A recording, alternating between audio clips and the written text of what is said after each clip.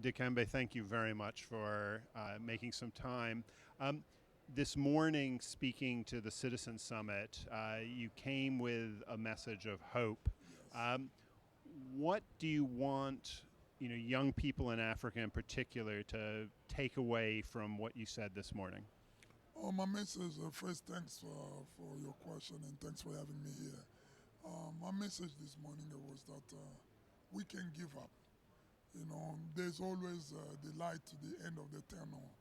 And those are the messages that are carrying on with me to so many of our youth to know that there's a lot of people who are thinking about them, who are much concerned of what is happening to the society and who are willing to do on their best ability to make sure that those young people have a better future.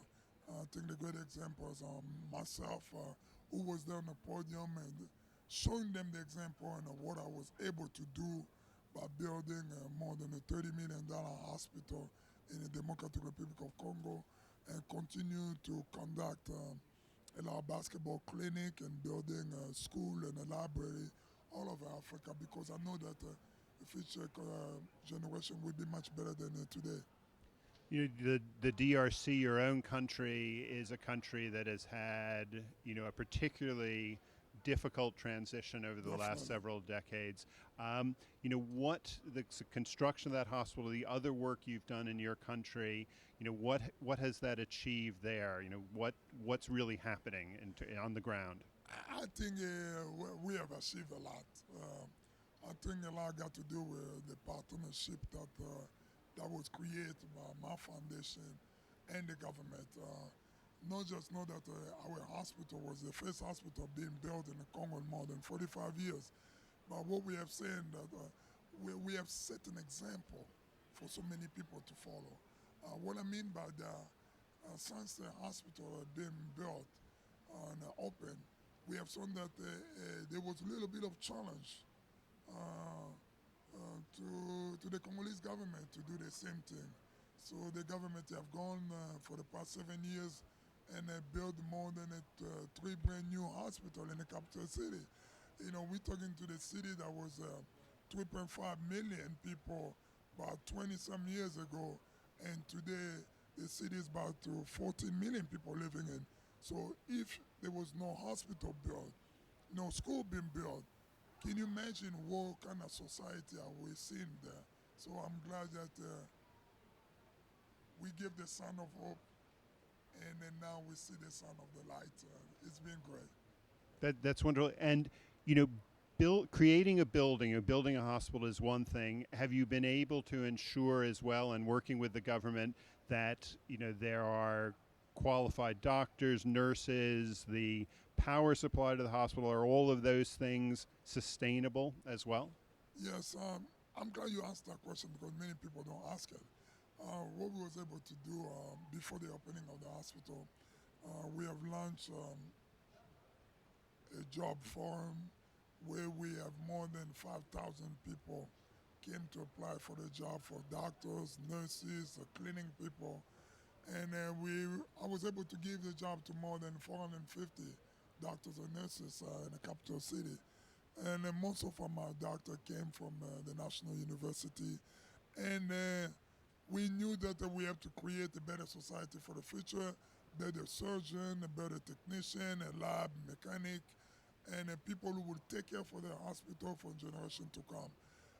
We launched a multi-cooperation with the European biomed company, South African and Americans hospital, where we was able to send our technician to Texas for trainings for a year. We sent our doctor to Washington Hospital Center for training on different surgery. There was some of them came to Atlanta to follow more surgery training. Um, all of our AIT and the radiologist team was able to go to Germany and France and Brussels to study to learn how to operate a new CT scanner with a 64 slide. So every year I've just been able to bring a new technology in the hospital and to be able to continue this training because if there's no training happening in a continent, the future will be there. But it sounds like you're saying the the people with the skills and the knowledge are there. They need the opportunity. They need an experience. You know, you look at all those multi-million-dollar corporations that are moving to Africa in the last decade. Most of them are facing challenge because Africa is just such a young society, full of youth, but those youth are not trained. They have no experience when it comes to workforces because of lack of job or lack of training facility. And those corporations like the Chinese and some European, they are forced to bring some of their own people to come and work as an engineering chief of staff and all that because Africa have not prepared enough youth who can take over that. We hope, my hope, that Africa tomorrow can take some part of the leadership on this side. So we still have a lot of room and a lot of tools that we need to pass on to this next generation, to young generation who are sitting in front of us, to make sure they succeed, make sure they are being able to confront all of those challenges that are coming ahead of them. Now, in your sport in basketball, you were one of the very first Africans to come and play in the NBA. We're increasingly seeing in football in particular, the influence of African stars has been enormous. Are other great athletes out of Africa sort of following your path and sort of giving back to Africa with all the wonderful opportunities that they've had outside the continent? Is that a trend you're seeing? No, that has been my challenge. That has been my challenge. You will not see me having a conversation with an African athlete, can be from football, basketball, or volleyball, any kind of sport. Every time they see me, some of them do run away from me now. Oh, Mutombo is coming. Let me work. And they're just trying to stay away from me because they know a big question is coming. How you doing? I'm doing fine. Oh, you have a great season. What are you doing back home? They know that always been my priority. What are you doing back home? I'm glad you are enjoying all those multi-million dollars that you are making and playing the game of sport. But what are you giving back to the society that made you who you are? And you're not getting good answers often. Well, you get some answer from few of them, not from all of them. Okay.